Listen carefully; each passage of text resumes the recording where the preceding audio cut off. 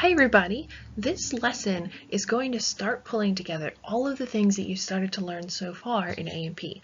Of course, if you look back, we've been talking a lot about molecules, we've been talking a lot about organelles, we've been talking a lot about cells.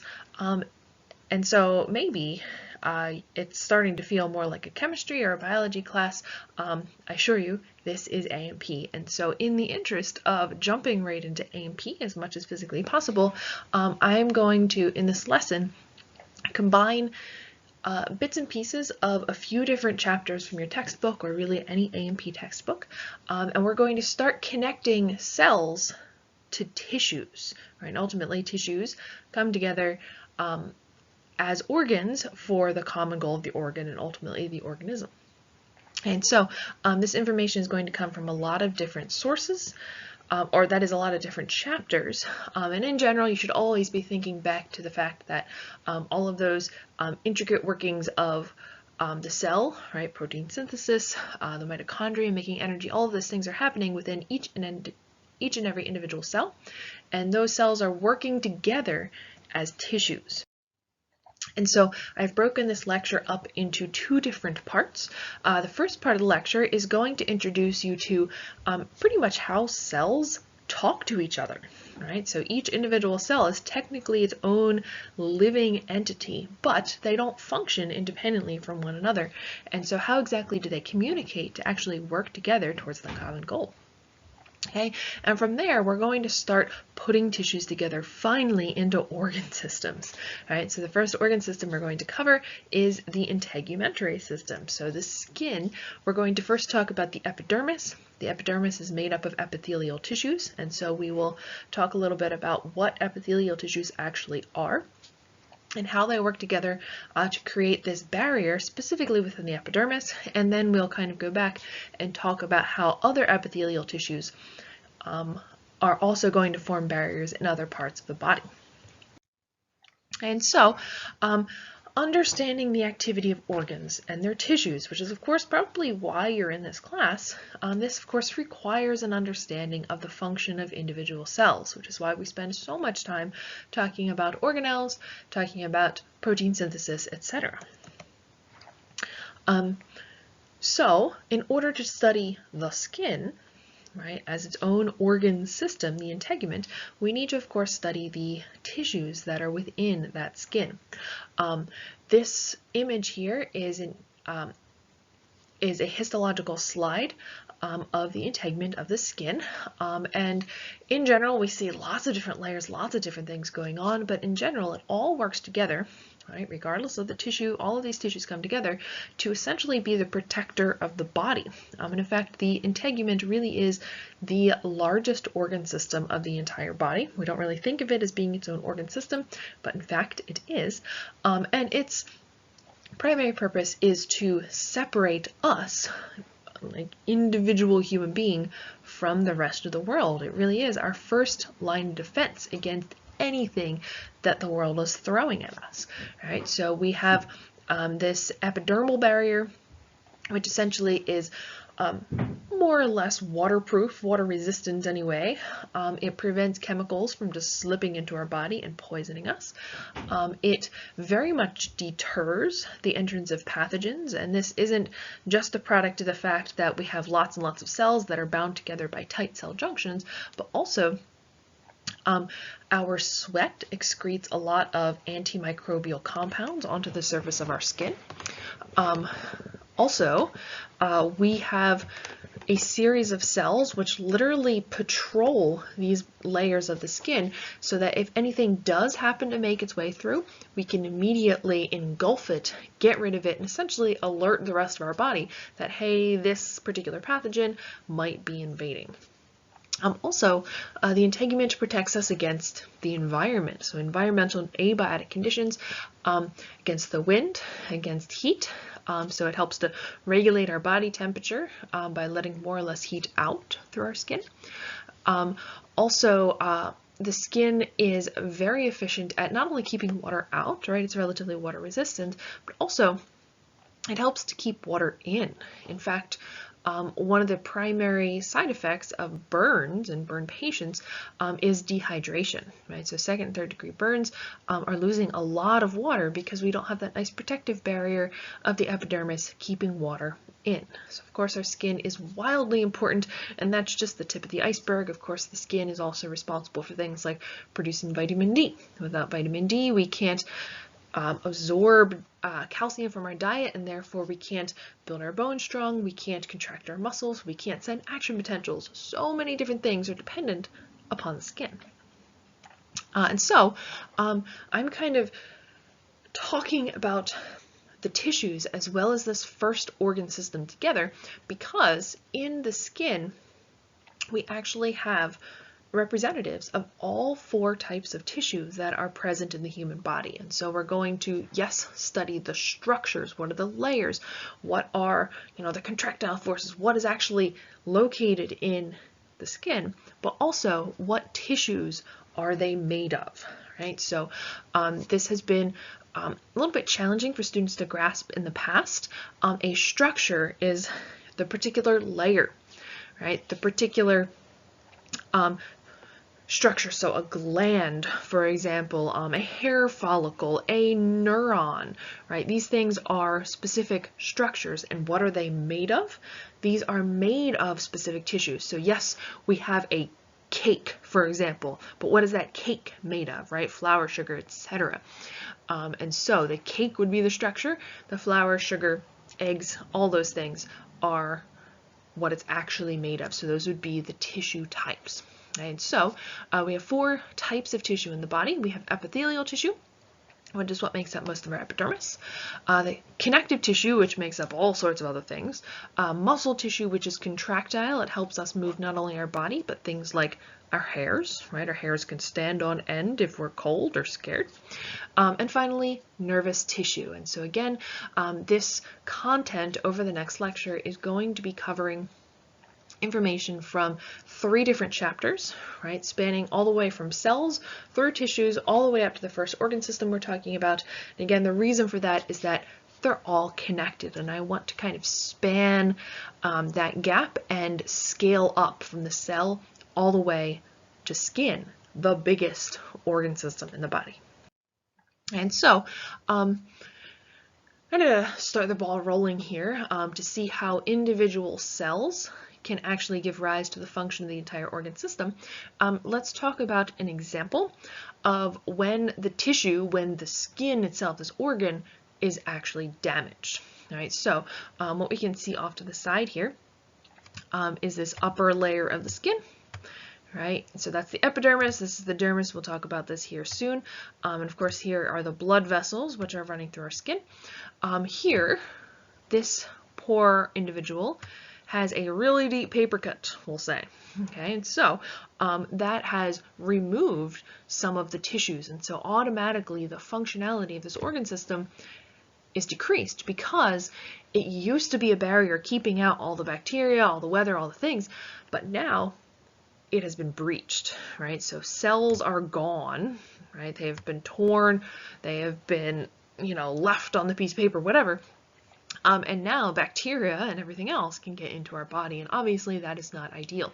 And so individual cells from over here, which are healthy, right? These are healthy cells surrounding the cut, need to somehow realize that, oh my gosh, there's a problem, we need to do something. No, it's not directly beneficial to me as an individual cell to start replicating, but it is beneficial to the entire organism to ultimately replicate and to close in this gap. Right? So to start dividing and pull the sides of this cut closer and closer together. And so this process of repairing the damage and therefore returning the functionality of the organ system, it's kind of it's a many-step process, but we're going to break it down into 2 steps, right? Just for simplicity, it's just an example at this point. Cells first have to know that there's a problem, right? So these guys over here have to know that, their neighbors are gone and they need to start helping the tissue to return to its original state. Secondly, right, once these cells actually know that there's a problem, these cells need to multiply and ultimately repair that damage that's been done. And so we can start to see that down here. We have cells that have repaired the damage. We also have particular cells called fibroblasts, which we'll talk about soon, secreting more and more collagen fibers, right, to fill in that gap as quickly as possible. And of course, in the epidermis, we have rapid mitosis, which is going to plug up this hole, more or less. Okay, so how exactly do cells communicate with each other, right? Why does one cell know that a cell, 2 inches away has been damaged and therefore it needs to start replicating? Well, cells talk to each other by releasing chemical mediators, and the general term for a chemical mediator is called a ligand. And so ligands have a very specific structure. Oftentimes they're proteins, but not always. They can be really any of the biomolecules, but these chemicals, with their specific shape, are able to bind to specifically shaped proteins within the membrane of cells, and those proteins are called receptors, right? So here in this first image we can see that this particular cell has some kind of a message that it wants to give to this cell over here. Okay, and so this signaling cell is going to release this molecule out of the cytoplasm, right? So this message might have been generated in the Golgi apparatus or packaged up in the Golgi apparatus. These molecules are then released into the extracellular environment, and then they are going to bind only to receptors that have this particular configuration. Remember, proteins bind specifically and tightly to their substrates, and so this particular signaling molecule is going to give a very specific message to the target cell. And so down here on the bottom left, we can see a couple of examples of different types of receptors. We can see that epidermal growth factor might bind to a molecule that has like this shape. Insulin, on the other hand, will bind to insulin, which might look like this.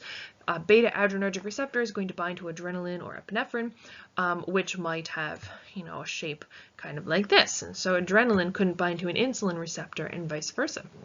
And so once the ligand binds to the receptor, what's going to happen is that receptor-ligand interaction is going to stimulate a chain reaction of events pre-programmed into the cell. And so over here on the bottom right, we can see ligand binding to receptor. That is going to essentially turn on this molecule, which turns on another molecule. And ultimately, after this long chain of events, you get changes in gene expression. That is, maybe this particular ligand is a message to the cell that it needs to produce lactase, right? So that's going to start the process of transcription and translation and processing, and ultimately the release of lactase into the lumen, into the environment. Okay, so these receptors have a pre-program. Whenever they bind to this particular type of molecule, this is what's going on. This is the message that's received, and they already know what to do. Right, so we actually have talking back and forth between cells at a variety of distances. Okay, we can actually classify this type of signaling by more or less how far apart the two cells are. It's a little more complicated than that, but for our purposes for now, synaptic signaling is cells talking back and forth, which are like nanometers apart, like a 60th of a tissue paper thickness apart. And so that is most common in neuron or muscle cell interactions, right? So we release this tiny little chemical called a neurotransmitter into this very skinny gap called a synapse, and then very quickly the target cell is going to react accordingly, right? Do whatever it has been pre-programmed to do. Paracrine signaling is signaling through the extracellular fluid, so these cells might be like a ½ an inch apart instead of like a nanometer apart. And so this would be the type of signaling used between cells in order to essentially like heal a cut, right? So talking to the neighboring cell like, oh my gosh, I just got hurt. You're going to need to replace me here really soon. And so that would be paracrine signaling. Okay, endocrine signaling is certainly the longest distance, and so the endocrine system, as we know now, uses hormones. We have a cell that releases hormones into the blood. The blood, of course, circulates throughout the entire body, not only delivering nutrients and oxygen to tissue, but also delivering these chemical messengers, these ligands, to target tissues. Now, of course, the blood goes to all of the tissues of the body, or virtually all the tissues of the body, but hormones are only able to produce some kind of a response in a target tissue if it happens to have the appropriate receptor, right? And so estrogen doesn't change every single tissue in the body, because not all tissues in the body are equipped with estrogen receptors. And so in order for any of these to work, in order for any of these target cells to actually receive the message and respond accordingly, they need to be equipped with the appropriate receptor. Okay. The final type of signaling that we'll talk about today is autocrine signaling. So auto meaning self. And so this is literally how cells talk to themselves. So you can see here, the cell is going to release some kind of message from within it. So Golgi apparatus packages these things up and they release them outside the cell, and then these things come right back. They bind to the receptors and then stimulate some kind of a response. Okay, so going back to our paper cut example, when the skin is cut, platelets in the blood, right? So those tiny little fragments of blood cells which ultimately circulate in the blood and stick together to plug up that hole that was just created by the paper cut. Those platelets are also going to release something called platelet-derived growth factor, and this happens to be a ligand. It's not something that you need to reproduce for me right now, but this particular ligand is going to bind to receptors in the skin cells. Okay, and so then what chain reaction is going to result is commonly called a type of phosphorylation cascade, right? Essentially, this receptor is going to activate a protein, which is going to add a phosphate to another inactive protein, usually kinases. Once this kinase has a phosphate added to it, that is now activated. And so that kinase is going to activate yet another kinase by sticking on another phosphate. Now we have another active kinase, which is going to activate another one and another one and another one. So what this is actually doing is it's amplifying the signal. Okay, so this particular relay protein isn't going to activate just one protein kinase 1, it's going to activate maybe 10 of them, right? And those 10 activated kinase 1s are going to activate 10 kinase 2s each, right? And so we can see that there's this exponential growth in the signal of this initial platelet-derived growth factor. Ultimately, all of these messengers, or this super strong signal at this point, is going to end up in the nucleus, right, going through those nuclear pores, and it's going to activate some kind of a transcription factor, right? So this particular protein would therefore be needed in order to express a particular gene, or in this case, a lot of genes that ultimately are involved in the process of mitosis. Right, so at the end of all of this crazy stuff, we get the message, it is received by the receptor, the message gets stronger and stronger and stronger throughout the cell, and ultimately we're going to start making more proteins that allow the neighboring cells, the healthy cells, the ones that were not cut by the piece of paper, to divide. We need those and more of those to fill in the gap. Okay, so back to this image right here. Again, we just communicated that there was an issue to the surrounding cells. They are now making more proteins that are involved in the process of multiplication or mitosis. What's also happening during this time is the inflammatory response. So essentially, lots of white blood cells, right? Crazy nuclei in these white blood cells are going to come and they're going to kind of clean up any damaged tissue. They're going to make sure that no pathogens enter via this cut. Also, lots of other chemicals that essentially increase blood flow so that there's actually energy enough for these cells to multiply. Okay, and so where we would go next is filling in this gap with lots of collagen and lots of new cells. Okay, so the cells, of course, multiply to replace the damaged tissue because they received that platelet-derived growth hormone, right? They received that message from the platelets, which are only there because the skin has been damaged. Okay, and so you guys have surely heard of / learned about mitosis in the past. For this class, you are not at all required to tell me all the steps, right? Prophase, metaphase, anaphase, telophase of the mitotic process, but you should know why it's important. All right, so first, once the cell has actually prepared for cell division, right, and that's going to be happening here in what is called interphase of the cell cycle. This is the normal old skin cell's life.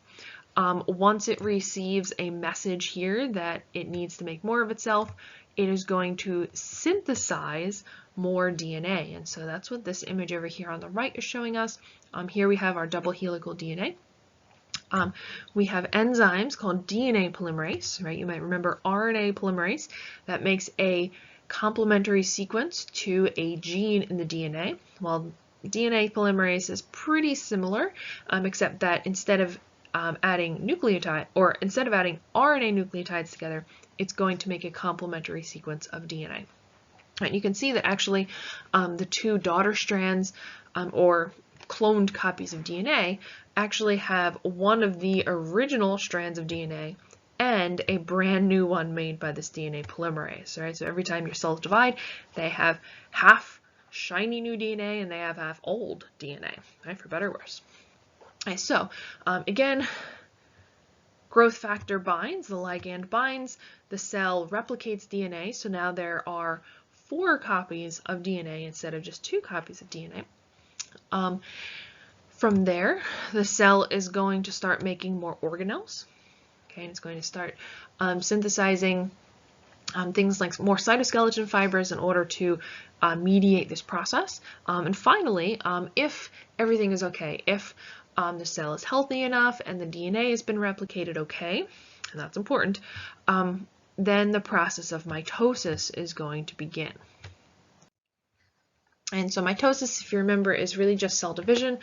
We start out with one diploid cell, so 2 copies of DNA, and ultimately we end up with 2 exact copies, right, of that initial parent cell. And so where once there was 1, now there are 2, and so if this process keeps happening over and over again, then that gap in your skin is going to be filled in. The ultimate process of dividing the cytoplasm is facilitated by cytoskeleton fibers like those actin filaments we talked about in our cells lecture. Essentially, they kind of wrap around this dividing cell like a rubber band and pinch it off so that these 2 cells are independent and can go forth and do wonderful things with their lives. Okay. Okay, so while all of this rapid mitotic division is happening, we also have a process called hemostasis. You'll learn more about that next semester for sure. But essentially, first and foremost, you need to stop blood loss, right? You need blood in your vessels, not all over the place. So we need to stop that blood loss. That initial platelet plug and ultimately scab is actually going to provide the framework needed to close in that that hole. And actually there are contractile fibers, so there's kind of like little almost muscle filaments within your scab that are going to start pulling the edges of your skin closer together. So if you've ever looked at your scab as you're healing, you'll see that it almost looks like your skin is being pulled towards the center of that scab, and that is honest to goodness the case. The scab itself is contracting the 2 edges of the skin closer together again. But that's beside the point, so that's more of what you'll learn about next semester. For now, I want to point out that there are, well, that regeneration is occurring. Yes, we have stem cells in our body all the time, right? So from the time we are conceived, so sperm meets egg, all the way until we die, we have stem cells. And so the reason why we can actually replace the same tissue that we started with right before this whole paper cut situation is because those stem cells can be triggered, can be communicated with a ligand to start undergoing mitosis. And so this process of regeneration is when these stem cells are actually able to replace the original cells with the same type of cell they started with, right? So kind of cool feature. Fibrosis is a process that is often, not always, but often associated with a healing wound. We've all seen this before. So fibrosis is essentially when we don't replace the tissue with a tissue that looks exactly like it used to, right? So our skin is usually pretty consistent in color and texture, but when we are healing, it really is important to close up that gap as quickly as possible. And so these cells, these connective tissue cells called fibroblasts, are going to they're going to start secreting as much collagen as physically possible. So all of these little white lines right here, okay, are going to fill in this gap. Now the problem with that is that collagen, A, doesn't look like the rest of your skin, so it's going to be whiter, and therefore this is a scar, but B, it doesn't serve the same function as that initial tissue. Okay, so for example, in your skin, scar tissue isn't as flexible, and of course it looks different, but in other places of your body, such as within your heart and within your muscles, your skeletal muscles, when muscle cells are replaced by collagen, okay, so with scar tissue, the muscle in your heart or otherwise is going to lose that contractile function, right? And so when you have a heart attack, for example, a myocardial infarction, essentially you are starving those heart muscle cells for so long of blood because your blood vessels are blocked. You're starving those blood cells or those muscle cells for so long that they're going to die, and they aren't replaced by new muscle cells. You really can't replace muscle cells with muscle cells. You can only replace them with scar tissue, and so your heart will forever be less strong, less able to contract forcefully because scar tissue can't contract. It's just kind of filling in that gap as quickly as possible. And so we can see that mitosis is really important in healing damaged skin. Also, mitosis is important in merely maintaining the skin as well. So what we can see is some histology over here to the right of the skin. This darker pink up here happens to be the epidermis, so it's what we see when we look at each other.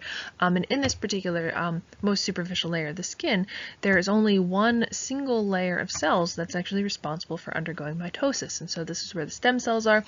And ultimately, these stem cells keep dividing over and over and over again, making more and more keratinocytes. And so you'd think that your skin would just get thicker and thicker and thicker over time. But in fact, these cells, what are called keratinocytes, are programmed to die. And so this is a process called apoptosis. So at about this layer right here, the cells are going to die and they're going to start condensing and linking together in such a way that it creates a more impermeable barrier.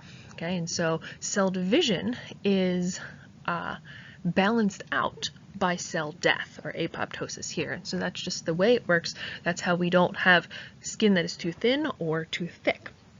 Yes, mitosis is important. Yes, cell death is important. So what happens if mitosis continues and or those cells don't actually die? So what happens if there's an imbalance between cell division and cell death? So if these cells do continue to divide, this is usually linked to a mutation in at least one gene, but oftentimes a series of genes. But essentially these genes are involved in either the apoptosis signal or the growth inhibition signaling.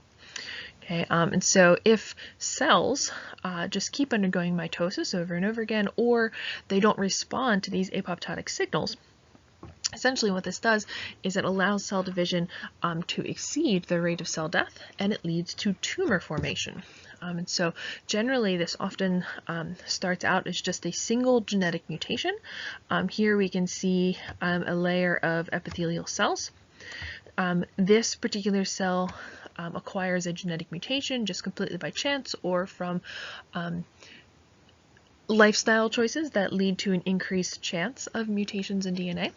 And so now all of a sudden this individual cell is more or less immortal, right? It isn't receptive to growth inhibition signals or apoptotic signals, and so it can just keep on accumulating more and more mutations over time, because no matter what, it's just not going to die.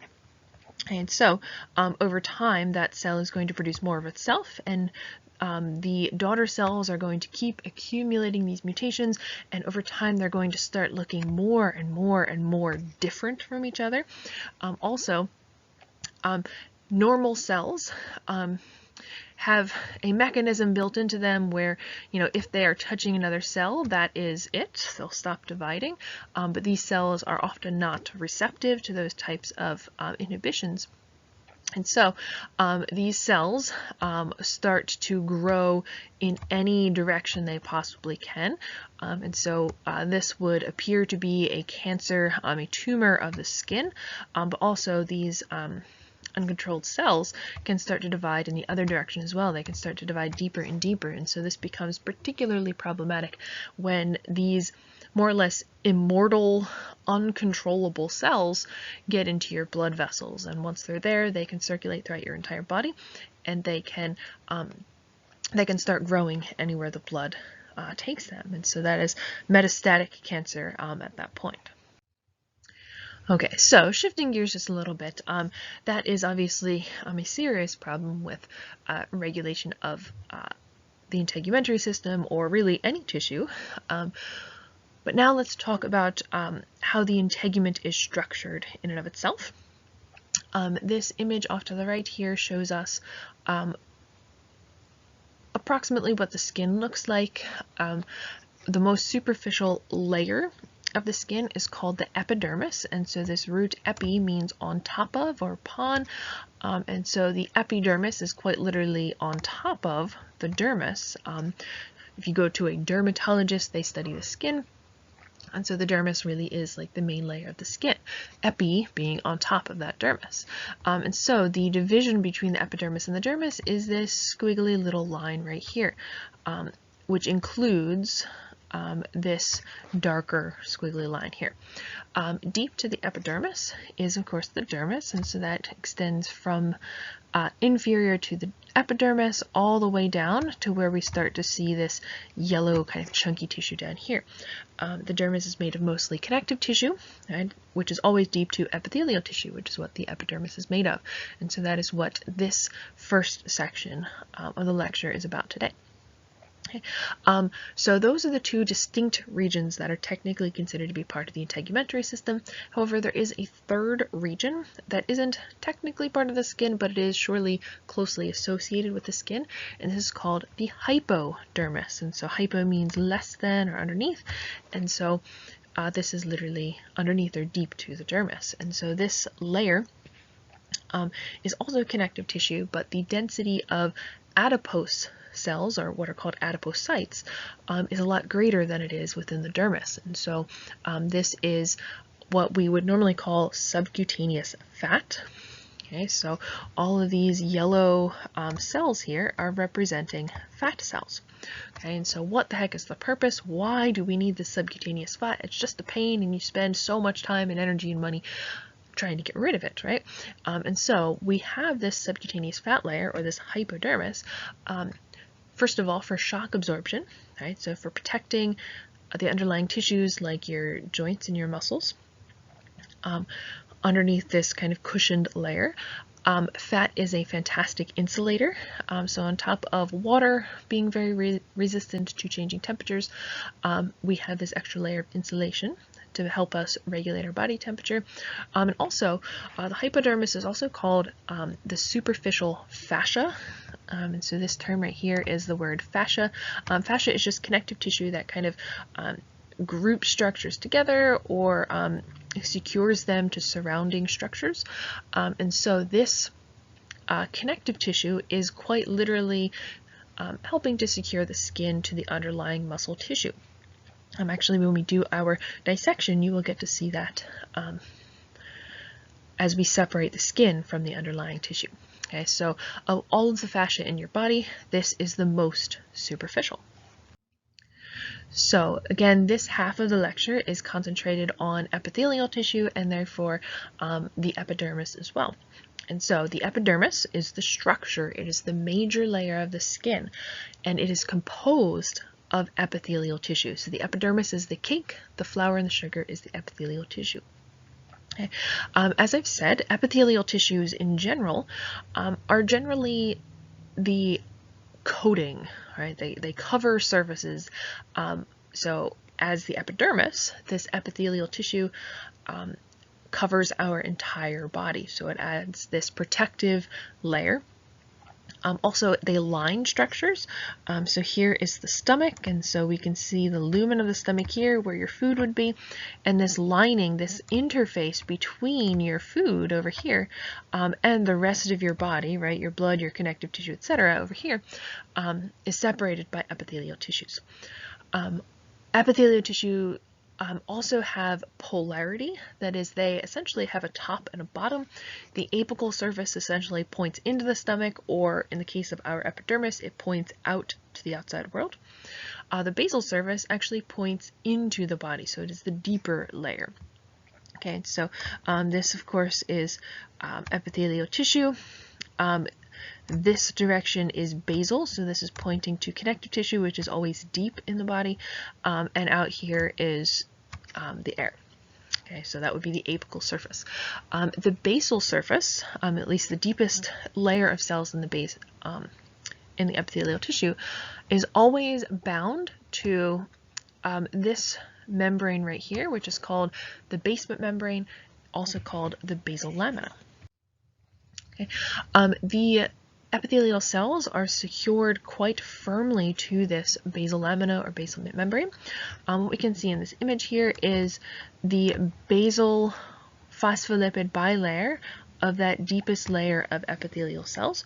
And so this down here is the basal lamina itself, and we can see that it has additional layers, additional complexity to it.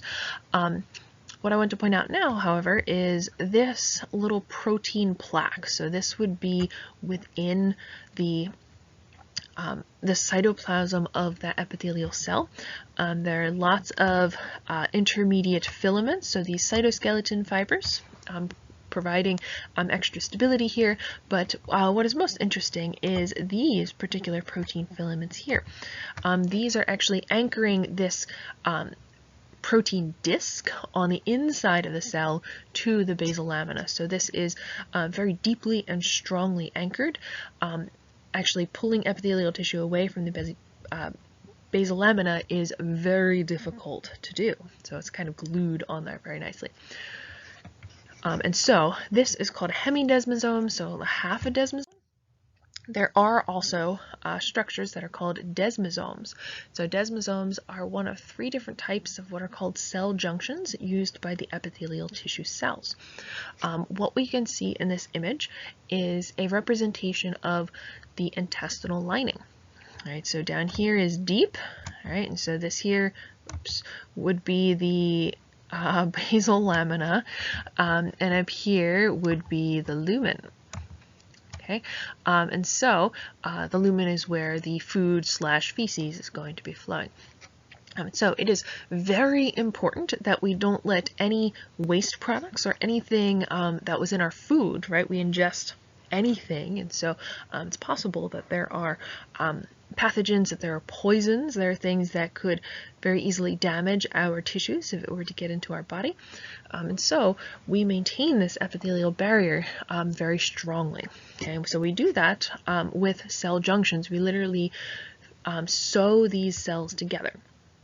Okay, and so first of all, we use tight junctions, and as the name suggests, this very tightly joins the cells together, so much so that it is nearly impossible for anything to slip in between the cells because of these tight junctions. Instead, substances like sugar or whatever have to actually pass through the cell to get to the other side. And so this allows our epithelial membrane or kidney tubule membranes or a lot of different membranes within our body to be selectively permeable, to specifically say, yes, we want sugar, but no, we don't want that particular poison.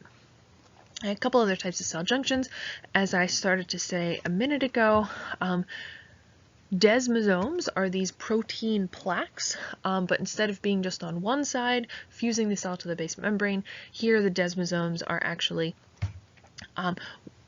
within two adjacent cells. So here's one of those protein plaques, here's another protein plaque, and we can see that they are actually anchored together. And so what this allows is a lot of motility of the intestines. So lots of moving, lots of churning, pushing food and feces along. Without these cells kind of pulling apart and therefore allowing leakage. Both the desmosomes and tight junctions are very important, and we know just how important they are because we see what happens when they're not exactly working correctly. And so if you know anybody with Crohn's disease or inflammatory bowel disease, oftentimes those conditions are linked to faulty tight junctions and or desmosomes, right? So essentially, unwanted substances are able to leak in between these cells. Okay, and therefore the body launches an inflammatory response to make sure that nothing that doesn't belong gets into our body, but at the same time that leads to its own issues. Okay. There is one final type of specialized cell junction within the epithelia, and that is the gap junction. Okay, so we can see here that there are kind of like little tunnels that are essentially making the cytoplasm of this cell continuous with the cytoplasm of the next cell. And so this would be important for sending electrical signals and other forms of communication from cell to cell. Okay, so epithelial tissue also has a few other characteristics in common, even though the tissues themselves are variable. Epithelial tissue is avascular, that is, there's no blood vessels. In order to get substances, right, whether it's ligands or nutrients or oxygen, all the way to, for example, the apical surface, what has to happen is these substances have to actually diffuse from this cell to this cell to this cell to this cell and finally to their destination. And so this is really going to limit the thickness of living epithelial tissue. Okay. As we've already seen with the epidermis, oftentimes the most superficial layers of these cells actually die, which is not only helpful for protection of the underlying tissues, but also it's not really practical, it's not really efficient to get nutrients up that far to sustain these tissues or these cells. Okay. Epithelial tissues are named according to two different characteristics. First of all, the number of cell layers is important. That is, how many layers are there? Are they all attached to the basement membrane? Okay, that would be simple. Or are there multiple? So there are some that don't actually attach to that basement membrane. Also, there is pseudo-stratified. Right, so this only exists within the columnar or the tall skinny cells. This tissue looks like there are multiple layers and not all of them are attached to the basement membrane. But in fact, if you look closely, they are indeed all fused with hemidesmosomes. The second characteristic is the shape. Right? So if they are flat, if they are squished, we call them squamous. If they are cuboidal, right, so roughly as tall as they are wide, well, they're a cube in shape, and columnar is much taller than they are wide. And so off to the right here, we can actually see two different perspectives.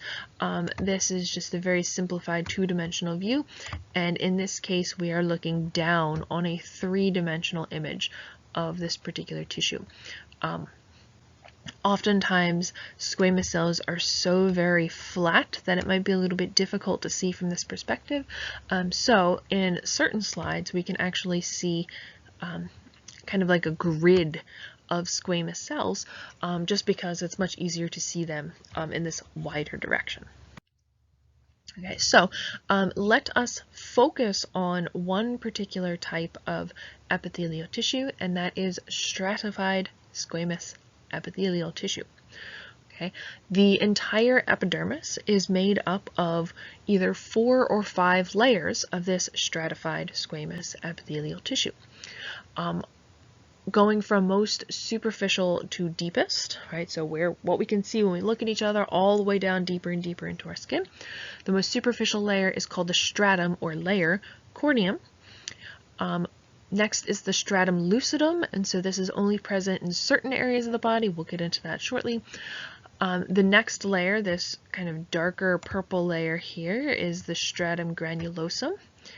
Next is the stratum spinosum, and finally this nice layer of stem cells is called the stratum basal. And so there's a nice little device that I think works really well at helping us to remember the order of these layers, right? Each of them made up of stratified squamous epithelial tissue, and that is off to the right here, come let's get sunburned, or in particular parts of the body, just come get sunburned. All right, so let's walk through these layers of epithelia. All right, the first layer of the epidermis is called the stratum basal, and this is actually only one single cell layer thick. This particular layer looks like it is simple cuboidal epithelium, right, because these cells are a little bit fatter than what you would expect squamous would be. And the reason for that, of course, is that they are constantly undergoing mitotic divisions, and so they need lots and lots of stuff in their cytoplasm to help fuel those processes. Okay. Also, as I said before, these cells are programmed to divide at a particular rate that pretty much is the same rate the more superficial cells are going to die off, right? So mitosis and apoptosis are balanced perfectly. Okay. Every mitotic division of one single stem cell within the stratum basal is going to produce 2 daughter cells. The first cell, or one of these cells, is going to migrate superficially. And as it migrates superficially, there's going to be a lot of changes to it. First of all, we don't just call it a normal old daughter cell, we call it a keratinocyte. Again, site for cell, keratin, for the fact that these cells, as they're moving superficially, are going to make lots and lots of proteins called keratin. And so this strengthens the cells. It makes them resistant to abrasion as well as resistant to water penetration.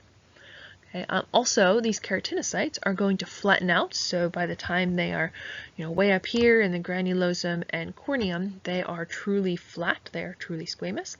And, of course, at a certain point, they are going to be programmed to die. Okay, so that is the fate of of one of these daughter cells, the keratinocyte. The second of the daughter cells is going to remain in the stratum basal. So that would be this one over here. It's going to remain in the stratum basal, and it's going to keep on dividing over and over and over again. And of course, it can be sped up if the skin is damaged. What is also present, in addition to these stem cells within the stratum basal, are certain receptors. Right, so what we can see here is a little yellow stringy thing. In general, yellow is portraying nervous tissue. So this is a sensory neuron, which is interacting with this particular structure here, which is called a tactile cell. It was historically called a Merkel cell after the person who discovered it, but in general, as you will see over and over again throughout these 2 classes, is that for the most part, anatomists are trying to steer away from using human names, right? Instead, just using terms that essentially describe the structure or say where it is or what it does or something like that. So this is a tactile cell because it is detecting tactile stimuli. However, as you enter into the field, you will hear all sorts of different terms for different structures, and so it is in your best interest to learn both tactile cells and Merkel cells. And something else that you'll hear over and over again throughout this class, it's anatomy, so why name something once if you can't name it 2 or 3 times?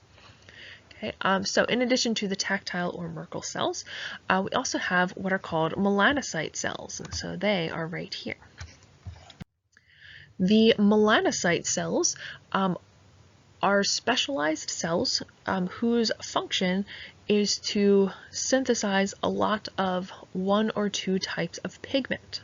Right? So what we can see here is the melanocyte kind of embedded within the stratum basal. Also, it has these little cytoplasmic extensions that kind of reach up into the stratum spinosum. Right? The melanocytes have a lot of cytoplasm, right? So they have a lot of stuff going on. Specifically, they are constantly transcribing, translating, processing, packaging, and excreting, so pushing out of the cell, these little packets of melanin pigment. Right, so melanin comes in a couple different varieties, and this of course is genetically determined, and also can be increased or decreased depending on your lifestyle, so if you go out in the sun a lot or not. And so the melanocytes aren't actually making melanin for themselves, they are making melanin for the keratinocytes, which are migrating superficially. And so what you can see down here in the bottom diagram, these little packets of melanin are going to be taken into the keratinocyte via a process called endocytosis, and those proteins are actually going to be lined up kind of like a little umbrella over the nucleus. Remember that we really don't want to mutate the DNA, which is stored in the nucleus. If we do, what can happen is we get immortal cells, right? Cells that can't die, cells that divide uncontrollably, and that can lead to, of course, skin cancer. And so this little umbrella protects that DNA from mutation by UV rays of the sun. And of course, populations that have descended from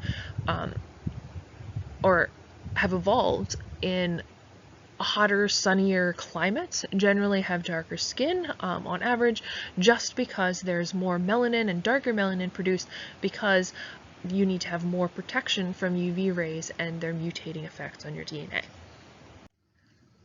Okay, so moving superficially, the stratum spinosum is called spinosum because it is kind of spiny, and so if you look closely at this layer of cells, so everything from here, just superficial to the stratum basal, all the way up to this kind of grainy pinkish layer right here, this is the spinosum, and we can see that there are tiny little spikes that are actually connecting these spinosum cells together, so the keratinocytes together. And so what's happening here is that these keratinocytes are connected by desmosomes at this point in their development, and so they are creating in a system of intermediate pre-keratin filaments, right? So they are starting to really become more and more robust to prepare for their migration towards the surface of the skin. Also, kind of wiggling their way in between these keratinocytes with all the spiky desmosomes holding them together are dendritic cells, formerly called Langerhans cells. You might hear it either way still, but these dendritic cells are called such because they have dendrites. They have these little spiky things that stick out in all directions, and again, they just kind of wiggle their way through, patrolling the spinosum layer. And so these are actually related to your white blood cells. They are capable of recognizing what belongs and what doesn't belong. And essentially, if they do find something that doesn't look quite right, they can engulf it, therefore neutralizing the threat immediately. They can jump into the blood and they can go show this kind of funny thing that doesn't quite belong, doesn't quite look right, to the white blood cells in your lymph nodes, and therefore activate a full immune response. Moving on up again, after the spinosum, we enter, or these keratinocytes enter the stratum granulosum, and they're called granulosum because they are granular. If you look closely, you'll see lots of little like spots in here. These are tiny little granules that are full of glycolipids, and so these are going to be really important in the prevention of water loss. Right? Remember that when you lose your skin, so when you cut it, when you burn it, whatever, you are losing this layer, and so it's a lot harder to maintain moisture in your body. Okay, also this is the final layer at which your keratinocytes are actually alive. Right, so they complete the process of apoptosis by the time they're through this layer. Okay. The next layer is kind of funny in that it is only present in a couple places within the body. That is, it is only present in your thick skin. Right? So your thick skin happens to be only found on the palms of your hands and the soles of your feet. Right? So if you feel your palm right now, you'll feel that it kind of has this like gummy texture, right? So it doesn't really move the same way that the skin on the back of your hand does. Right? So your palmar skin is called thick skin, and it differs in several ways compared to the skin in every other part of your body. One of these ways being that it has the stratum lucidum. The other way being there's no hair, and the next layer is much thicker, but we'll get into that. Okay, so this stratum lucidum is called lucidum because it is clear. That is, if you are thinking, or if you are lucid, you are thinking clearly. Right? And so this layer is a little bit difficult to see in histological samples sometimes. Very thin, right? And again, a little bit difficult to see. Right, so stratum lucidum, stratum granulosum is always this nice dark line here. Stratum spinosum, and then one single layer of stratum basal cells down here. Okay. So again, the stratum lucidum is only found in the palms and the soles. Everywhere else in your body only has 4 layers of skin or 4 layers within the epidermis. And finally, we get to the most superficial layer. This is the stratum corneum because these cells are cornified, right? They're kind of hardened to protect the body. This is by far the thickest layer, particularly within the quote-unquote thick skin. And as you're looking through histological samples, you might want to compare thin skin versus thick skin. The thin skin is notably thinner in the stratum corneum than the thick skin is.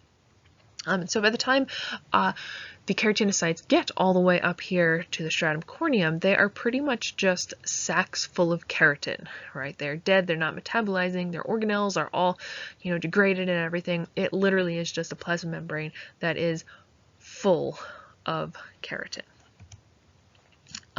Even though these cells are dead, they are still important to us, right? We don't want to completely, quote unquote, defoliate everything, right? All these dead cells off of our body.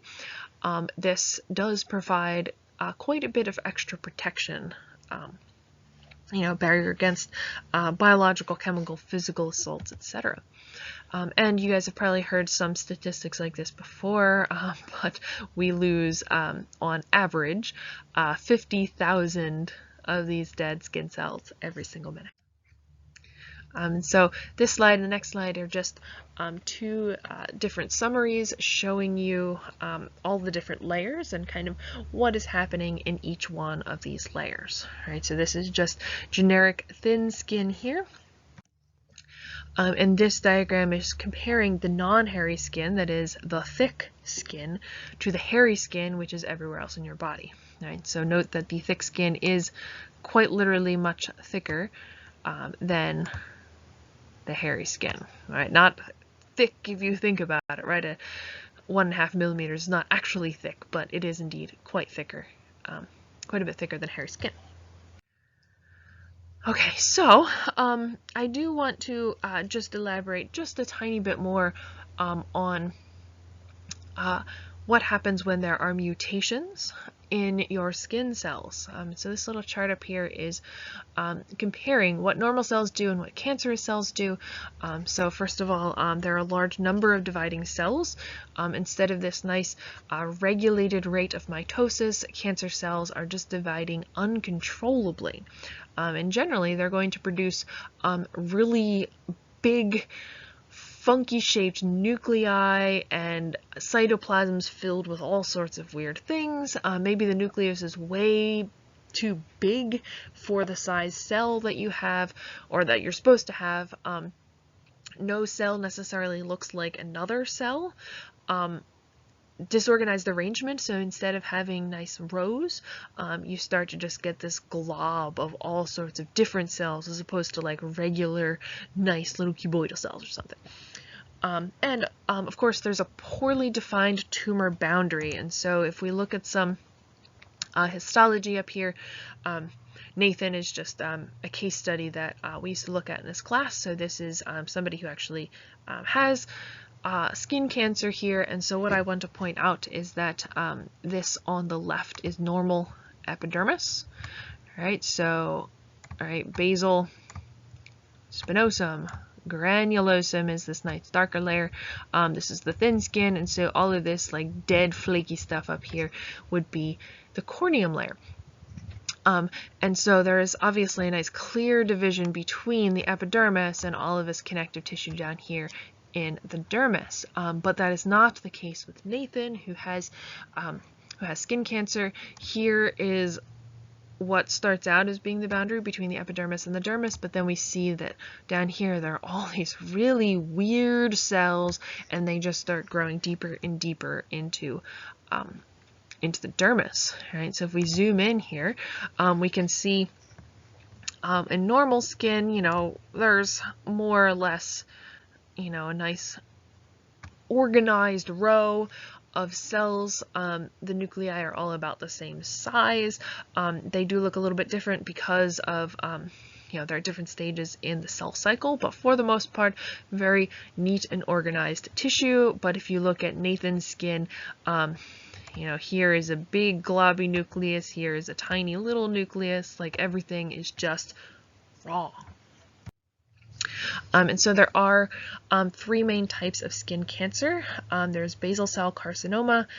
This, of course, derives from the stratum basal. This is surely the most common skin cancer. Often just looks like a little bump or a little scab, like you see up here in the left.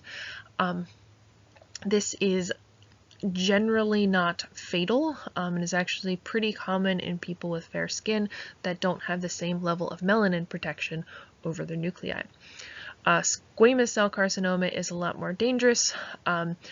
This derives from more or less the stratum spinosum, but definitely also deeper within the epidermis as well. It can look like this sore right here with a little bit of internal degradation. It can bleed, it can be sore, and this one can spread if left untreated, and it can leave deformities of the skin. Again, if left untreated. And finally, the last and certainly most severe of all of the skin cancers is malignant melanoma. And as this name suggests, this is a mutation within the melanocytes. Okay. This is the one that is most virile. It is the one that can spread the quickest and is the most fatal. And so on that note, there are generally the 5 ways of being able to detect melanoma versus SCC or BCC. A is asymmetry, right? So a normal mole is generally symmetrical. If you take a line right down the middle, oops, or even right down this middle, you'll see that it's roughly the same on all sides, roughly round. But melanoma is asymmetrical. The borders, so the edges of a mole or a freckle, are generally even. They're nice and smooth in a normal mole, normal freckle, but borders become uneven and maybe kind of jagged, and again, certainly not symmetrical here.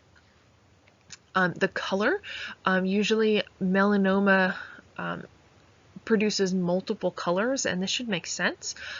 If the cells that are responsible for producing your skin pigmentation are mutated and uncontrolled at this point, they might start producing more or less melanin than you might expect. Diameter. Generally, moles are smaller than the eraser on the back of a pencil, but melanoma can get, of course, much larger than that. And finally, the E is for evolving. If any marking on your skin changes, if it moves, if it appears out of nowhere, this could be an indication of skin cancer as well. And so I guess the take-home message to all of us who, at one point or another have hung out in South Jersey, probably on the beach, and of course the summer is approaching, any kind of strange thing on your skin, you should definitely get checked out. Sometimes this can move pretty quickly. Sometimes you might think it's no big deal, it's just a mole, it's just a freckle, but certainly better safe than sorry. Not all melanoma has all of the ABCDEs. It can just have one, and in the beginning maybe not any at all. So definitely get those checked out. And so this is just one final thing, a summary of the 3 different types of cancers with a little bit more information about them, and also here's SCC, so we can see, by the time it gets up here to your stratum corneum, it looks like a little sore with degradation on the inside. BCC, again, this is a mutation of the basal cells, and melanoma, of course, is much darker. Kind of jagged edges, multiple colors, all that kind of stuff because of mutations to the melanocytes. And so in the lab, I introduced you guys to the different types of epithelial tissues, right? We talked about their classifications: simple squamous, simple cuboidal, stratified squamous, and so on and so forth. For a lecture exam, you guys should be familiar with not only what these things look like, but also their functions, right? And structure always matches functions. Squamous cells are super thin, they're cheaply made. We can put lots and lots of layers on top of each other and protect underlying structures, but if we lose a few cells off the top, really no big deal. We have plenty more where that came from. On the other hand, just one single layer of squamous cells provides the thinnest membrane we can possibly make, and so this is great in places like our lungs, where we have to have really rapid diffusion of gases across this membrane. Okay, so always be thinking about structure and function. Finally, another lecture component is location. I can ask you what lines the air sacs from the alveoli of the lungs, and you would tell me simple squamous epithelial tissue. Knowing the locations of these tissues is also important for the lab, because you will be given the organ name, so the location of the tissue, when you are taking the test. And so if you get a ureter slide, for example, you automatically know that ureters are lined with transitional epithelial tissue, and so that automatically rules out most of the other tissues, and you can greatly increase your chances of getting the answer correct. And so I gave you this this chart here just as an example of a way that you can start to synthesize this information. Right, so definitely refer back to your lab notes about all of these different tissues, and maybe make a chart like this if that is helpful to you. All right. These last few slides in part 1 of this lesson are just kind of some random things about epithelial tissues that you should be aware of. Day 1 of class, we talked about serous membranes. Well, what exactly are serous membranes? Serous membranes are simple, non-keratinized, right? So they don't have the same protective protein within them that your epidermis has, but this is simple squamous epithelial tissue. All right, so also, as I said before, in cross-section, these cells are super skinny, so it might be hard to see them, so we can also look at them and sprawled out like this. All right, so both could be fair game for a test. Okay, so we have really talked about epithelial tissue in terms of coverings, right? Epithelial tissue covers the body. It lines structures, it lines lumens of every tissue or every organ of your body. A lot of epithelia, not your skin, but your other membranes within your body, generally are lubricated. And so there are cells embedded within these membranes whose sole function is to secrete what is called mucin or mucus. Lining your airways, right, lining your digestive tract, these mucus secreting cells called goblet cells are going to make the mucus, right, package the mucus, and finally these little vesicles here are secreted out to the surface of these little cells into the lumen, therefore helping feces to be propelled along, maybe trapping particulate matter from getting deeper into your lungs, and so on and so forth. And so what I've given you up here is some histology of the ileum, so part of your small intestine. This entire layer here is simple columnar epithelial tissue, and I know that it's simple as opposed to pseudostratified because all of these nuclei are in more or less a line as opposed to all over the place. Okay, so this is simple columnar epithelial tissue. Also, I know that that's what it is because that's what lines the ileum, right? I could memorize it either way. Okay, and so what I want to point out in this histology is that there are these weird little triangular cells. Those are the goblet cells. Okay, so those are epithelia. Epithelial tissue also forms glands, right? So just like goblet cells are part of epithelial tissues and they secrete lots of mucus, there are lots of specialized glands whose sole purpose is to secrete things, right? And so we can classify glands according to where they are secreting, or into what they are secreting, I guess I should say. Exocrine glands secrete their contents into a duct. So you can think about your salivary glands, you can think about your sweat glands, you can think about mammary glands. All of these types of glands secrete fluid, whatever they're secreting, into a duct and then onto the surface of something, right, into your mouth, whatever. Endocrine glands, on the other hand, secrete their contents directly into the blood, right? So the endocrine system secretes hormones into the blood. So that's what we can see over here, into the blood, not onto the surface or into a duct. There's another way to classify glands, right? They're all derived from epithelial tissue, but essentially how much is actually being secreted is another important characteristic. So here we can see for merocrine glands, these cells, and just like we saw with the goblet cells, they are going to package up whatever their contents are into these little vesicles, and the vesicles are carried to the surface by those cute little molecular motors, and then they dump their contents via exocytosis outside the cell. And so they are merely secreting their secretion, as opposed to apocrine glands. Apocrine glands, or apocrine secretion, actually involves breaking off entire pieces of the cells within the glands, and so this like pocket of whatever the secretion is going to be secreted wherever it needs to go, onto the surface of your skin, into your mouth, whatever. Holocrine secretion, hollow meaning whole, so literally the whole cell is going to slough off, right? So after it's chock full of whatever it's secreting, it's going to slough off into that duct and be secreted, right? Here is another way of showing this. The merocrine glands merely secrete their tiny little contents, and this is the case in our pancreas. Right, so secreting things like digestive enzymes and buffers going into our intestines. Apocrine glands are, for example, found in the mammary ducts. Right, so actually pieces of cell chock full of milk and other goodies are going to be secreted into the mammary ducts. And finally, holocrine glands, so actually secreting the entire cell.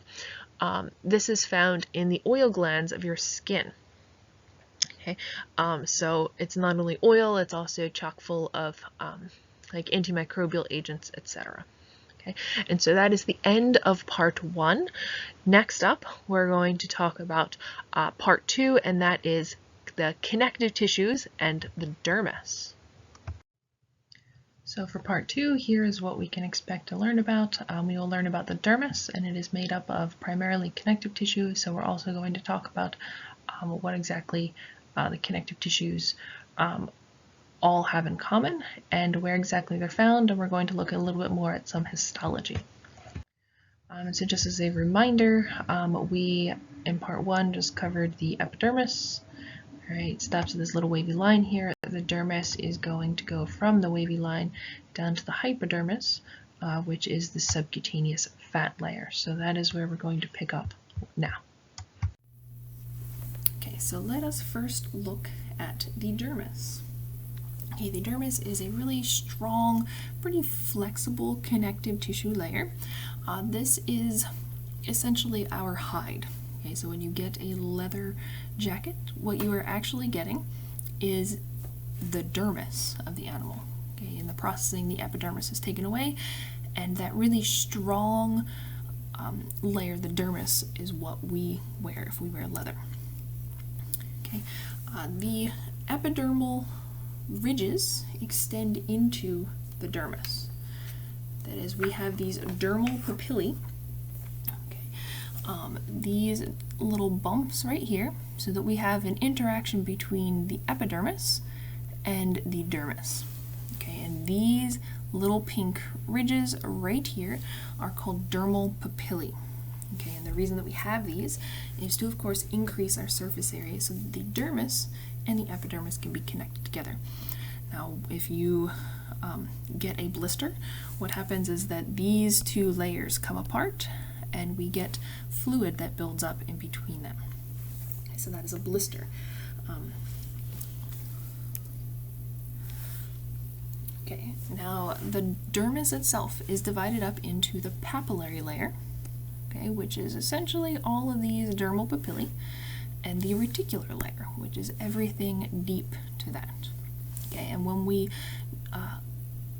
in lab next week, we are going to be looking at slides of skin, and I'd like you to be able to determine which layer is which.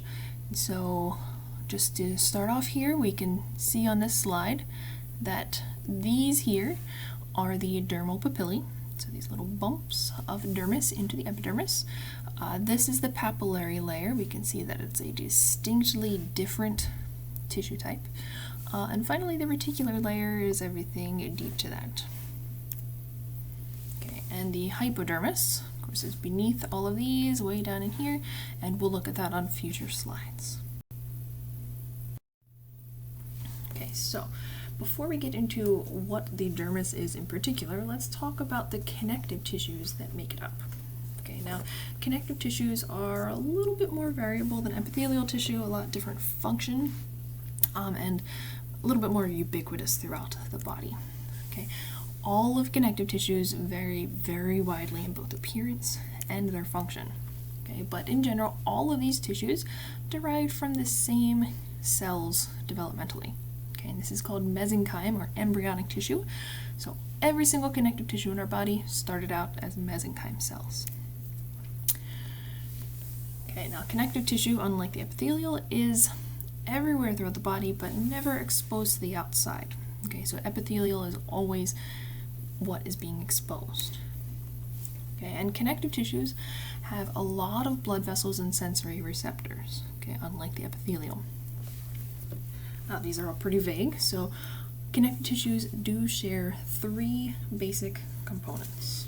Okay, and first of all, they have specialized cells. Right, now all of these cells have particular names matching their type of tissue. But in general, if a cell name ends in the suffix blast, it means that this is an immature cell. So it ends in blast. So for example, an osteoblast is an immature bone cell that's essentially building up of the bones. A mature cell always ends in the suffix "site." Okay, so mature cells, so osteocyte would be a mature bone cell. Okay, there are also a lot of different extracellular protein fibers. Now, in epithelial tissue, we see that there are mostly cells and just a little bit of extracellular matrix. Connective tissue is mostly non-living protein fibers with a few cells mixed in. Okay, so what are these extracellular protein fibers? We have collagen, which you might be a little bit familiar with. These collagen fibers essentially have extensions that cross-link between the fibers. And what this means is that collagen is very robust to being pulled apart. Okay, so it's very tough, has a lot of tensile strength. And in fact, research has shown that collagen is even stronger than steel fibers that are the same size. So very important, strong protein fiber. The second type of protein fiber is called elastic. Okay, so these elastic fibers are a little bit more rubbery. Okay, and the protein itself is called elastin. Essentially what these do is prevent the connective tissue from being torn apart. Okay, so once it reaches a certain length, elastic fibers pull the connective tissue back to their original length. So for example, when you are stretching out a muscle before or after exercising, you can only stretch so far and then your muscles recoil because of these elastic fibers. Okay, and the third type of extracellular protein fibers are called reticular. Okay, so these reticular fibers are also going to branch pretty extensively. In fact, a lot more extensively than collagen.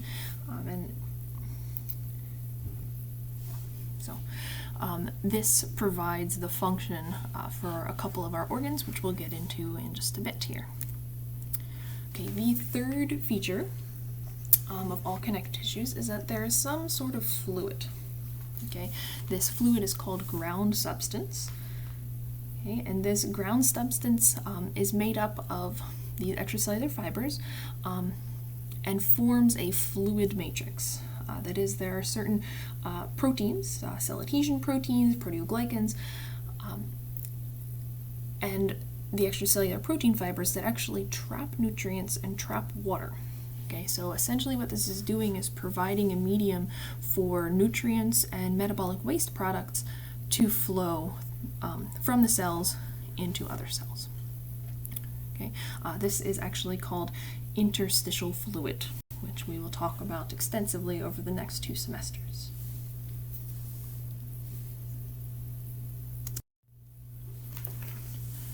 Okay, this is just a diagram of a generic type of connective tissue, and I show it to you now because you can see all of the different features that we just talked about. For example, these protein fibers. These little blue fibers right here are collagen. We can see that there's kind of this mesh network of these protein fibers all throughout. Okay, let's see, what else do we have here? We have elastic fibers, which is another one of the 3 types of protein fibers. Ground substance up here is all of this blue anywhere that you don't see something else. So this is just essentially what the cells and proteins are existing in. Okay, areolar connective tissue has a lot of fat cells. These are some of those specialized cells that I was talking about, that determine what type of tissue it is. Okay, and also, you can see several other types of cells. Now, most of these are white blood cells or macrophages, and all of these have a specific immune function. Okay, so in order to protect ourselves from getting sick, like most of us are right now, we have white blood cells that kind of travel through this matrix, and they're looking for any kind of foreign invaders so that they can essentially ingest them, break them down, and make them not dangerous anymore. So connective tissues are incredibly diverse. Okay, as we can see here, we have connective tissue proper, which is kind of what we think of when we think of connective tissue, you know, things that are connecting one organ to the other. But there are also other connective tissues, fluid, specifically blood and lymph, and supporting connective tissues. Okay. Later this semester, we are going to be going over bone and cartilage somewhat extensively. But for today, what we are going to focus on is connective tissue proper. Okay, so the loose and the dense connective tissues. And these are the ones that we are going to look at in lab, and the ones that I would like you to be most familiar with, both the location and the function. So let us start off with the areolar loose connective tissue. Okay, just like epithelial, every time you talk about one of these types of tissues, I don't want you to just say it's loose, I want you to say it's loose areolar connective tissue. And this connective tissue is the most common connective tissue proper throughout the body. It's very ubiquitous. Okay, so specifically, this is in the papillary layer of the dermis, which we'll get into in a few minutes. The specialized cells that make up this connective tissue are called fibroblasts. Okay, and all of these little purple dots here are the nuclei of these fibroblasts. Okay, and as the name suggests, blast means that it's an immature cell. It is constantly producing more and more fibers. So fibroblasts specifically, we have collagen fibers and elastic fibers. So these cells, their job is to make proteins and secrete them to make this matrix. Okay, now the most obvious feature about this tissue is that it is loose. Okay, it's a loose connective tissue. Okay, and this loose connective tissue is really providing a reservoir of water and salts for any type of body tissues that it's lining. Okay, a lot of cells obtain their nutrients from this areolar connective tissue, and they're going to be secreting their waste into it. Okay, please note the locations. And each one of these slides is going to tell you the locations of these connective tissues. Okay, the next type is loose connective tissue. Loose adipose connective tissue. And mostly the composition of this connective tissue is generally the same as areolar. The main difference, as you might see, is this. Okay, these are cells that instead of being, filled with organelles and cytoplasm, most of the cell is filled up with a big fat droplet. Okay, these are adipose cells, they're fat cells. Okay, and so the poor little nuclei are squeezed over all the way into the corner, making room for all of that fat. Okay, and adipose tissue is fairly common throughout our body, but it is usually concentrated in specific areas. Specifically, anywhere that needs a lot of energy is going to have a lot of adipose. For example, on top of your heart, behind your eyes, and around your lymph nodes, there is a lot of fat because these structures require a lot of energy.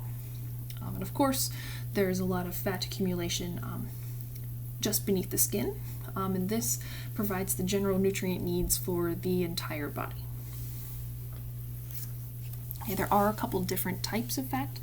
There's white fat, which of course we're most familiar with. This is serving the nutrient needs of the body, but there's also called brown adipose tissue. And brown adipose tissue, instead of providing nutrients for the surrounding tissue, it essentially just keeps them warm. Okay, so in babies that don't have a lot of fat accumulation otherwise, they have a lot more brown fat to keep them warm. This is also a lot more prevalent in, for example, Eskimos, which are in really cold environments. They have a lot of brown fat just to keep them warm enough to survive. Okay, last type of loose connective tissue, this is called reticular, and this is probably the least abundant loose connective tissue throughout the body. The main feature to notice here is that there are these very defined protein fibers. Okay, and these are reticular fibers. Reticular loose connective tissue only has reticular fibers, thus the name. And these reticular fibers form a matrix. So we can see that they are winding around in here, forming a matrix.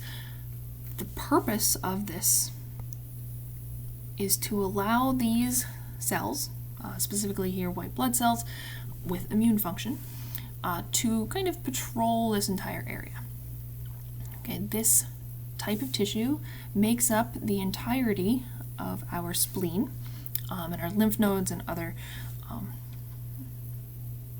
other organs, such as our bone marrow.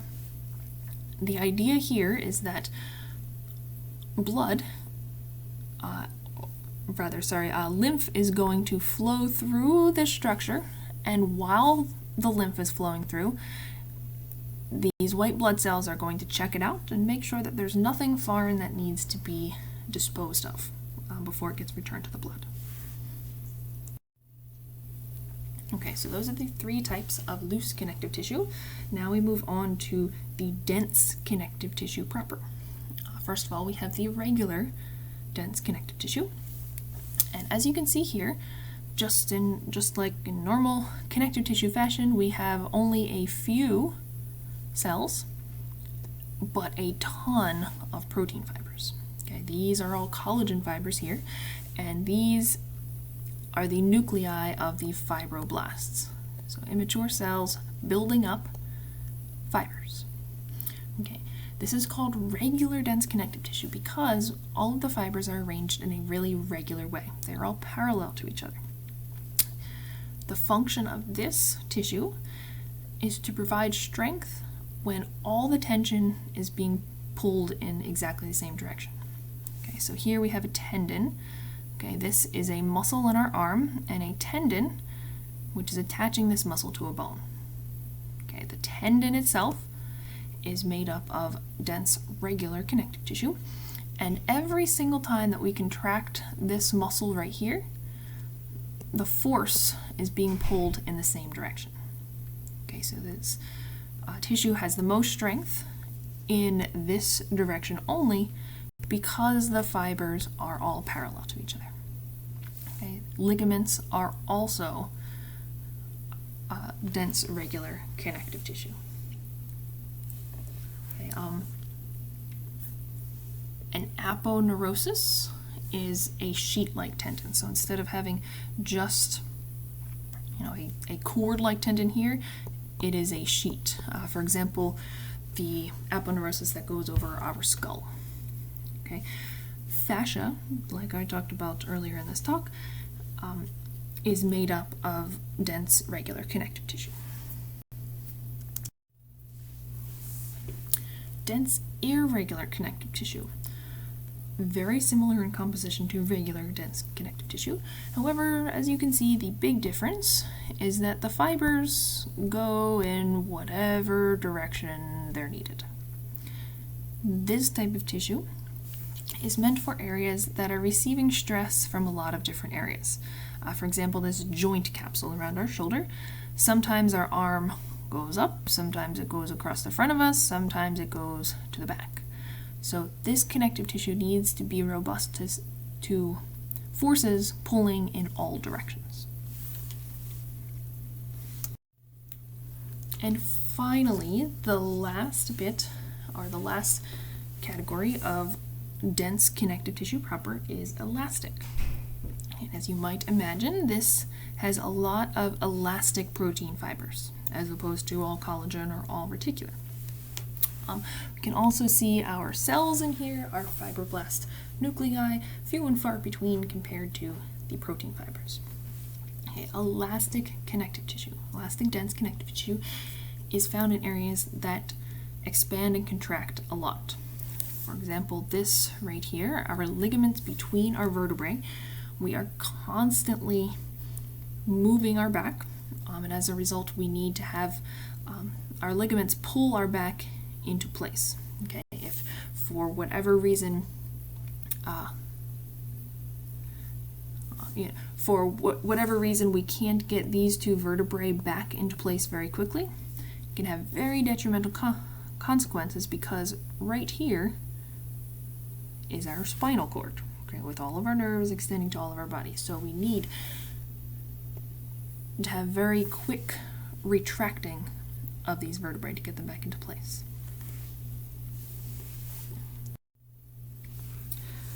Okay, so again, these are all of the connective tissues. Today we went over these.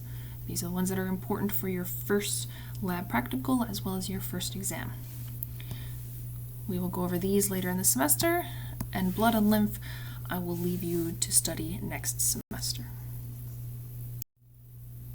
Okay, so let's connect this back to the skin. Again, last class we went over the epidermis with our stratified squamous epithelial tissue. Today we are looking at the dermis with our papillary layer or papillary region, the areolar connective tissue, and our reticular region, which, contrary to its name, is not made up of reticular connective tissue. So here we have two more pictomicrographs of skin. Again, we can see those dermal papillae. So everything up here is epidermis. All of this tissue down here is our dermis. And our subcutaneous adipose tissue are these big white globs right here. So those are all made up of adipose loose connective tissue. Okay, and of course we can see the same thing, our hypodermis with our adipose, and all of this here is connective tissue. Alright, so let's break this down just a little bit more. Our papillary layer. Again, taking a look at these dermal papillae. In addition to just being a little bit wavy to increase our surface area to connect the epidermis and the dermis, these dermal papillae also have another function. Specifically, they contain capillary loops. So these right here, our blood supply is taking blood just next to our epidermis so that nutrients from the blood are able to diffuse more superficially. So these are capillary loops. We are also exchanging heat with the outside world through these. Meissner's corpuscles, okay, are these little spoon-shaped fellows right here. They are yellow because they are nervous tissue. Okay, these are deep touch receptors, so that when we are holding onto our pen, taking notes on this class, we can feel the pen, okay, because there's pressure that's going all the way through our epidermis that is sensed by these Meissner's corpuscles. Okay, finally, there are free nerve endings, which aren't visible on this particular slide, but essentially they do not have the little spoon-shaped structure on the end like the corpuscles do. These ones specifically detect pain. Okay, so this is nervous tissue. This is the fourth type of tissue that we have. So far we have seen epithelial, connective, and nervous tissue. Okay. Dermal ridges or friction ridges. If you look at your thick skin in particular, you'll notice that there are some lines, for example on your hands, on your fingers, that are always there. Okay, no matter what you're doing, there are always these little wrinkles. What these are friction ridges, or dermal ridges. These are not the dermal papillae. Instead, these are a little bit deeper than that. Okay, these skin ridges are unique to each one of us, genetically determined, and they are actually the entire dermis raising and falling. Generally running parallel to the surface of our skin. Okay, but they do this in a unique pattern, a predictable pattern, so that it matches the tension that is usually exerted onto our body. Okay, Okay, so for example, they are generally circular around our stomach, but then more vertical around our face and our limbs. We bring this up in this class because this is really important to surgeons. If a surgeon cuts against these cleavage lines, what happens is, as the patient is recovering, the skin is pulling on itself and the wound is going to open up. Okay, it increases healing time and it absolutely will scar, as opposed to if you cut along these cleavage lines, healing is faster and the chance of scarring is much reduced. Okay, now we've probably all seen stretch marks at some point. What these are, of course, is stretching of the skin against these cleavage lines. Okay, and it's actually going to tear the dermis and form these little scars called stratae. When a woman gets pregnant, the stretch marks often run in this direction, which is, of course, not going with our cleavage lines.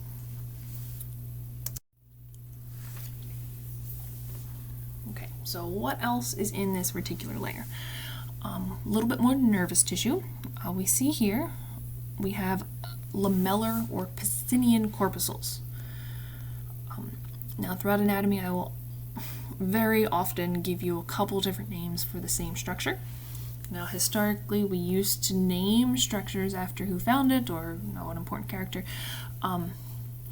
So a lot of older scientists and physicians know these names, so Pacinian corpuscles, but in general, we are trying to get away from the names and instead label structures according to what they look like or what their purpose is. So here we have a lamellar corpuscle, and lamellation is just these parallel structures that are surrounding a nerve. Okay, so these lamellar or Pacinian corpuscles are meant to detect pressure that isn't just strong enough to go through the epidermis, but to go all the way through our deep hide. Okay, so deep pressure sensing. We also have some receptors within our hair follicles. Okay, these hair follicle receptors are going to stimulate the hair to grow or not, and they also can sense where the hair is. Okay, and finally, we get to see the fourth type of tissue. This right here is a muscle. Okay, attached to every single one of the hairs that you have, there is a muscle called an erector pili. And what happens with this muscle is we can shorten the muscle and cause this hair to stand straight up. Okay, there's also a bit of a function as well to squeeze these glands to secrete their substance. Okay, so now at this point, within our skin, we have seen all four types of tissue. Of course, our epithelial tissue is within the epidermis, connective tissue in the dermis and the hypodermis. Nervous tissue is found throughout the deeper sections of our skin, so all of these nerves and corpuscles. And finally, muscle tissue. Okay, muscle tissue we have seen as the erector pili, but of course later on in the semester we will go over the rest of the muscles. All of this over here is dermis. Okay, so connective tissue. However, our epidermis extends down deep into the dermis to surround the hair follicle. Now, in order to stimulate hair growth, we have blood vessels, okay, extending up into the root of the hair. Okay, there's also nervous tissue, this root. This is just some recent research that is very relevant to our society. Essentially what researchers have done not that long ago, note May 2015 is when this was published, so less than a year ago, these researchers were trying to see if they could get these poor little hairless mice to grow hair. Okay, and this is a huge deal. No one to date has been able to get these epidermal stem cells to make more hair after hair has stopped growing. Okay, so let's talk about some appendages or some extra structures within the dermis. Okay, there are a couple different types of glands. Specifically, there are two types of sweat glands or sudoriferous glands, depending on where the skin is in your body. Okay, so first of all, the very abundant sweat glands are called eccrine sweat glands, or also miracrine. Okay, these structures right here are the glands. So we have sweat that's produced down here in this coiled structure and released up here at this pore. Okay, and these are incredibly abundant, up to 3 million per person, okay, depending on where you live and genetics and whatnot. These are found almost everywhere throughout the body, particularly abundant, of course, on the palms of our hands, the soles of our feet, and our forehead. Okay, these pores right here are not the pores of your skin. Right? They're not the pores you have to clean out. In fact, the pores that you see on your skin, those are actually the outlets of hair follicles, not of your sweat glands. Okay, so what is sweat? In general, sweat is mostly water, about 99% water, that's filled with all sorts of goodies, such as vitamin C, metabolic wastes such as urea, uric acid, ammonia, lovely things, and probably most notably a microbe-killing peptide. Right? This is called dermicidin. Essentially, our sweat on our skin is meant to kill microbes before they even have the possibility of entering into our epidermis. Okay, and sweat is for the most part acidic, usually between pH 4 and 6. Okay, contrast this with apocrine sweat glands. Okay, these are much less abundant. In fact, there's only about 2,000 of these in most people, and these are only found in the axillary and anogenital areas. Okay, for the most part, they secrete a fluid just about the same as normal sweat. However, there are a couple extra things involved. Specifically, there are fatty substances and proteins within this sweat. Now this type of sweat isn't odorous as soon as it's secreted. Instead, it is the breakdown of these proteins and fats by bacteria in the areas that is actually the origin of body odor. Okay, so it's not the sweat itself, it's just the bacterial breakdown of those products. Okay, apocrine sweat glands are not active all the time, okay, as opposed to the miracrine eccrine sweat glands. These ones are activated during puberty and can change their secretion in response to hormonal regulation. There are also apocrine glands that are not found in these areas. They are specialized. Okay, specifically the ceruminous glands, these are found in the ears. Okay, and just like all of the sweat glands, these produce a secretion that is antimicrobial in nature.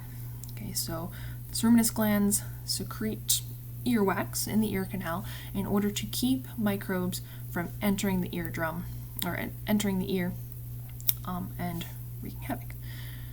Finally, the mammary glands are a type of apocrine sweat gland.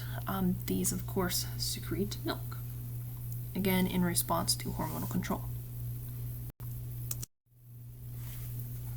Okay, so those were the sweat glands. Sebaceous glands, on the other hand, secrete oil. Okay, and these are pretty much everywhere on the body except for the thick skin.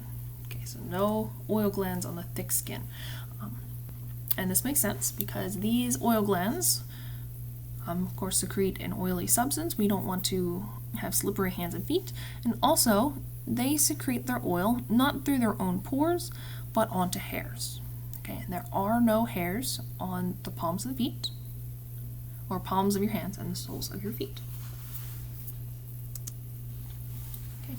These oil glands are also triggered by pubertal hormones, stimulated mostly by androgens. Okay, these develop from hair follicles and secrete directly onto those follicles. And they secrete an oily substance called sebum. This also has bactericidal properties, but it's also able to soften the hair, okay, and keep the skin moist and somewhat waterproof. Okay, a whitehead pimple is actually, a buildup of this secretion, builds up by these hair follicles right underneath the skin. So what you see in a whitehead is actually this thin layer of epidermis covering big oily sebum secretion. Okay, when it turns into a blackhead, that is a breakdown of this oily substance, so it's kind of decomposing under your skin and turning black. So some age-related changes in your skin. I noticed that a lot of you are interested in working either with the elderly or with kids. So let's talk for a couple minutes about what happens over time to our skin. Why does a baby's skin look so much different than our skin as adults versus elderly folks? Okay. In general, when we're born, we are born with this kind of white, cheesy looking substance, and this is produced by those sebaceous glands. Okay, remember that during our development in the fetus, as a fetus, we are in a watery substance. Okay, to keep the water out of our skin, we have this cheesy sebaceous substance all over our skin in order to keep that water out. Okay, over the course of our childhood, more subcutaneous fat is deposited. Okay, this helps us to insulate our bodies a little bit better. Ultimately, we are born with the number of sweat glands that we're going to have throughout the course of our lives.